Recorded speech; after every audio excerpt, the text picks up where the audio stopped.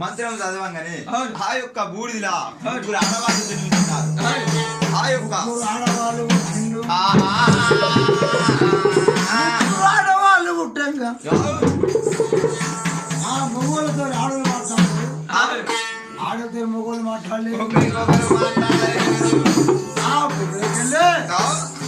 ఆడికెళ్ళి ఆవగినంత బూడి అవతల చిల్లి పడ్డది. ఆడవాళ్ళు లక్ష్మి, సరస్వతి, పార్వతి. అప్పటి నుంచే ఇప్పుడు కనుక ప్రేమ జరిగిపోయింది. ప్రేమ జరిగిపోయింది. ఆడకెళ్ళి కనుక లక్ష్మీదేవి విష్ణుమూర్తి కైలాసాన్ని ఏలేవాడు శంకరుడు పార్వతీదేవి ఆ యొక్క 4 తలకాయ బ్రహ్మదేవుడు ఆ యొక్క సరస్వతి బ్రహ్మదేవుడు లక్ష్మీ విష్ణుమూర్తి పార్వతీ శంకరుడు వారి రాజ్యాలు వాళ్ళు ఏర్పాటు చేసుకున్నారు. వైకుంఠానికి విష్ణుమూర్తి వెళ్ళిపోయిండు. ఆ యొక్క ఆయన కైలాసాని శంకరుడు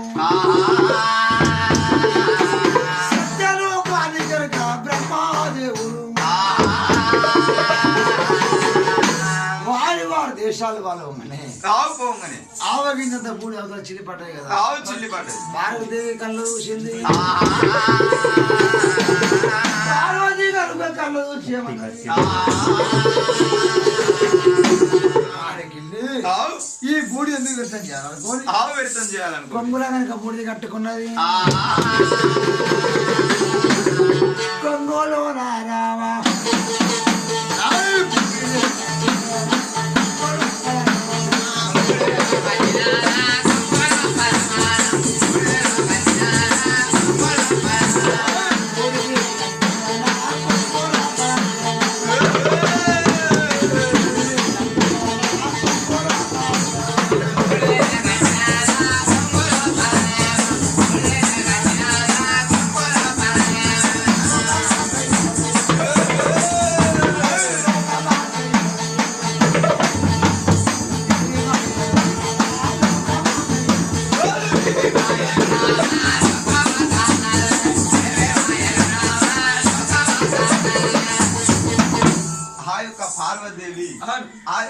ఆవగినంత బూడిది అవతల పడ్డది కాబట్టి ఆ యొక్క పార్వతీదేవి కొంగులో కట్టుకుంటుంది.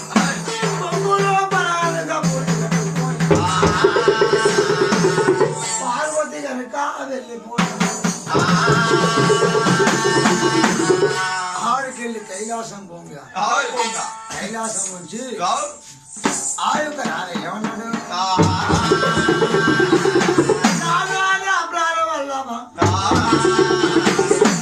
శివా శంకర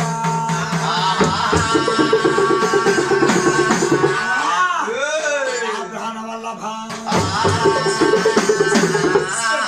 ఒక మాట